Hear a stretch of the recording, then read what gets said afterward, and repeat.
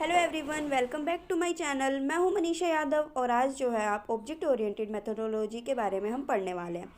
जो आज का जो टॉपिक है ये हमारा, अगर आपने सिलेबस ध्यान से पढ़ा है तो देखा होगा कि जो है हमारा introduction to the common object oriented languages means कि कौन सी जो है हम ऑब्जेक्ट ओरिएंटेड मेथोडोलॉजी के अंदर कौन कौन सी जो है नॉर्मली यानी बेसिक लैंग्वेज जो है कौन कौन सी कॉमनली यूज़ करते हैं, उन चीज़ों के बारे में थोड़ा सा ब्रीफली पढ़ेंगे।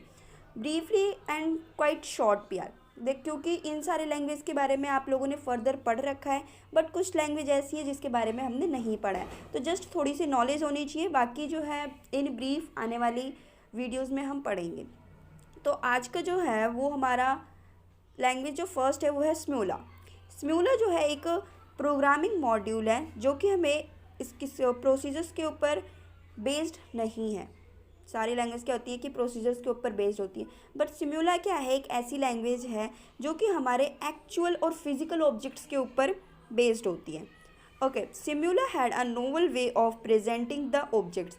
नोबल वे मतलब एक बहुत ही अच्छा तरीका है जिसके थ्रू जो है, जिस लैंग्वेज के थ्रू किसी भी ऑब्जेक्ट को आप एक्चुअल वे में जो है रिप्रेजेंट कर सकते हो। नेक्स्ट देखो, इसका जो बिहेवियर होता है ना, so that the object has its own behaviour and data. जो भी देखो जैसा भी बिहेव करती है, बिहेवियर यानी ये हमारा जैसा नहीं गुस्सा हो रही है, मतलब एक डिसेंसी वे है, एफिशिएंट वे है जिसके थ्रू जो है ये वर्क करती है और एक एक्चुअल प्लेटफॉर्म प्रोवाइड करवाती है यूज़र को। नेक्स्ट जो है, Simula is the name of two simulation programming language. देखो दो सिम्यूला जो है दो प्रोग्रामिंग लैंग्वेजेस को मिला के रखा गया है सिम्यूला नेम इसका। That was your Simula 1 and Simula 67 developed in the 1960s। देखो थोड़ी सी नॉलेज इसके बारे में भी हमें होनी चाहिए कि कब एक्चुअल में लैंग्वेज कब आई थी, कहाँ पे डेवलप हुई थी, किसने करी थी। ठीक है, क्योंकि हमें ये पता होता है कि ठीक है हमारी जो सिम्यूला है वो एक्चुअल ऑब्जेक्ट्स के रिप्रेजेंट करने में हमारी हेल्प करती है, बट एक्चुअल में कहाँ से आई है हमें नहीं पता। तो देखो सिम्यूला 1 एंड सिम्यूला 67 इन दोनों को मर्ज करके जो है सिम्यूला नाम रखा गया है। दैट जो है हमारा 1960s में जो था, इसको नॉर्वे में जो कंप्यूटिंग किया गया था सेंटर इन OSLO के अंदर बाय द ओले जॉन डाल। मतलब इनके यार अजीब सा ही नेम है इनका नॉर्वे वालों का, तो जो भी है, पर इन्होंने जो है डेवलप किया था और इनके नाम के ऊपर ही जो था हमारा OSLO का जो सेंटर था, मतलब इनके जो सेंटर का नाम था वो इनके नेम पे ही था। नेक्स्ट जो है देखो, बेसिकली सिम्यूला क्या है ना कि object communicating with each other through the message. किसी भी ऑब्जेक्ट को जो है ये कम्युनिकेट करती है एक दूसरे के साथ through a traditional ideas and sender receiver. देखो कई बार क्या होता है कि जो हमारा सेंडर होता है, हो सकता है कि उसके पे बहुत सारी नॉलेज हो, बहुत सारे आइडियाज़ हो, इनोवेटिव आइडियाज़ हो, बट जो हमारा रिसीवर होता है हो सकता है वो थोड़ा ट्रेडिशनल हो, उसे थोड़ा ट्रेडिशनल टच चाहिए हो उस चीज़ में, बिकॉज वी आर इंडियंस, हर चीज़ में ट्रेडिशनल ढूंढ लेते हैं हम। तो इसलिए जो है जो सेंडर और रिसीवर के बीच में जो कम्युनिकेशन होती है ना, जो मैसेजेस के थ्रू, उसको भी एक अच्छा एफिशिएंट और एक ट्रेडिशनल वे बनाता है। लाइक अगर आप किसी यूज़र के साथ कनेक्ट कर रहे हो तो आप अगर उसकी लैंग्वेज में, लाइक अगर आप इंडियंस से बात कर रहे हो तो अगर आप हिंदी में बात करोगे तो वो आपको और भी इजीली और आपके सॉफ्टवेयर को काफ़ी अच्छे से समझ पाएगा। यहीं अगर आप इंग्लिश में उनसे बात करोगे तो वो इतना ध्यान भी नहीं देंगे यार। नेक्स्ट वन जो है वो है हमारा स्मॉल टॉक। देखो स्मॉल टॉक जो था ना, फर्स्ट ट्रूली OO लैंग्वेज थी, was develop to learning the research. किसी भी रिसर्च ऑफ ग्रुप को जो है इसको डेवलप किया गया था एक्सियर्स पैलो ऑल्टो रिसर्च सेंटर ने। In small talk member function are called methods. देखो स्मॉल टॉक के अंदर जो मेंबर फंक्शंस होते हैं ना उसको बोलते हैं हम method. Small talk refers to call to member function as a message. Similarly है, देखो जो स्म्यूला में था वो भी मैसेज एक ट्रेडिशनल वे में प्रोवाइड कराता था, और ये भी क्या है कि जब आप यूज़र से कम्युनिकेट करते हो किसी भी फंक्शन के साथ, किसी भी फंक्शन के साथ या किसी भी मेंबर, अगर प्रोग्रामिंग की बात करें तो किसी भी मेंबर फंक्शन के साथ अगर आप कम्युनिकेट करते हो तो वो एक मैसेज ड्रॉप करता है। तो उस क्या करता है, कोई भी कम्युनिकेशन हो रही है सेंडर और रिसीवर के बीच में, तो that is your message. Conversation about things that are not important often between people who do not know each other well. देखो कन्वर्सेशन का कोई मतलब नहीं है जब आप दो लोगों को नहीं जानते, बिकॉज कई बार हमारे पास कॉल्स आती है ना ये कॉल सेंटर वालों की, तो हम ऐ वहीं पटक देते हैं कि भाई हमें नहीं चाहिए, क्रेडिट कार्ड वगैरह नहीं चाहिए, ये वो। ऐसे बोल के हम उन्हें रख देते हैं। बट या अगर यही आपके किसी कज़न का कॉल आ जाए, आप घंटों घंटों तक बातें करते हो, एंड फ्रेंड का आ जाए तो भाई पूछो ही मत।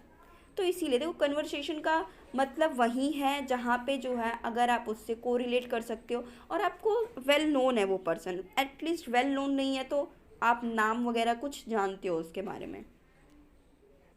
नेक्स्ट लैंग्वेज जो है वो है हमारी जावा। अब तक जो था ऑब्जेक्ट ओरिएंटेड हमें उप्स भी पढ़ा था हमने, ठीक है, C++ सारी लैंग्वेजेस का फर्स्ट चैप्टर देखो, फर्स्ट जो यूनिट होती है ना किसी भी बुक की, वो एक्चुअल में वही होती है कि पिछला थोड़ा सा रिवीजन हो जाए। बट एक्चुअल में क्या है, अब जो है हम हमारा जावा पढ़ने वाले हैं, तो ये थोड़ा इंपॉर्टेंट है क्योंकि पूरा आगे का जो सिलेबस है ना पूरा जावा पे है और बहुत ज़्यादा वास्ट तो नहीं कहूँगी बट या थोड़ा है वास्ट यार। तो देखो जावा जो था ना हमारे group of programmers at the Sun Micro Systems of USA 1991 में जो था इसको डेवलप किया गया था, ठीक है। नेक्स्ट जो है Java is mainly intent for development of object oriented network. Java का देखो बेसिकली जो डेवलप करने का पर्पज़ ये था कि हम किसी भी सॉफ्टवेयर को एक वास्ट और एक इंटरेक्टिव वे में जो है उसको हम लॉन्च कर सकें और इंटरनेट एप्लीकेशंस भी साथ में यूज़ कर सकें, क्योंकि जावा एक ऐसी लैंग्वेज है जिसको आप ऑनलाइन भी कर सकते हो। नेक्स्ट जो है it does not support some the more difficult to use features.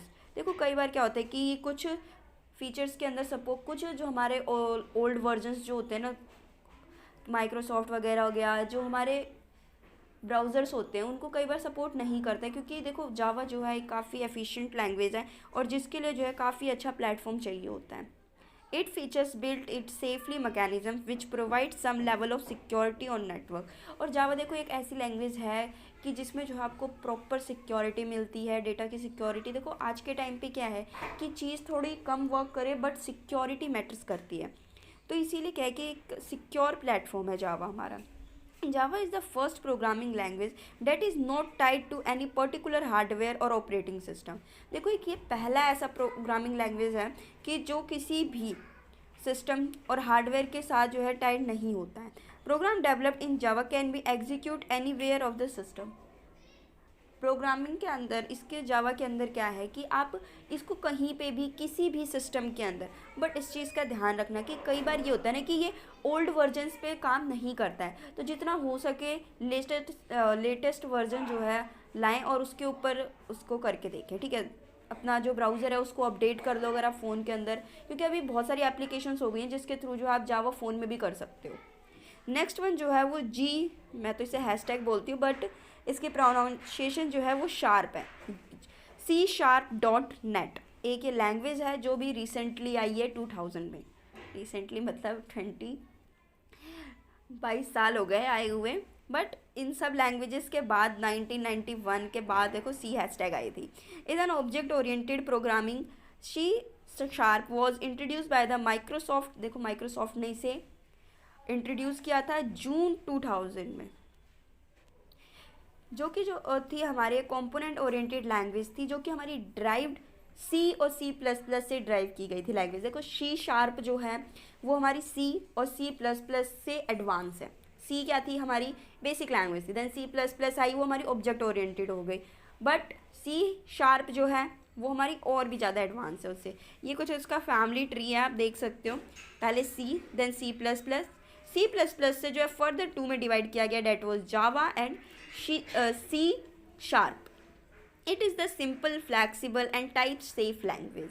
देखो बहुत ही ईजी है, बिकॉज जब हम दूसरी न्यू चीज़ को लॉन्च करते हैं तो हम जो है उसकी ईजीनेस और इफेक्टिवनेस भी देखते हैं उसके अंदर, कि लाइक C जब आई थी तो ठीक है वो थोड़ी टफ थी बिकॉज फर्स्ट प्रोग्रामिंग लैंग्वेज थी, तो C++ क्या हुई कि वो थोड़ी सी उससे ईजी हो गई बिकॉज तब तक लोगों को C आ चुकी थी, तो C++ को समझना थोड़ा ईजी हो गया था, बट जो न्यू कमर थे उनके लिए तो डिफ़िकल्ट होता ही है।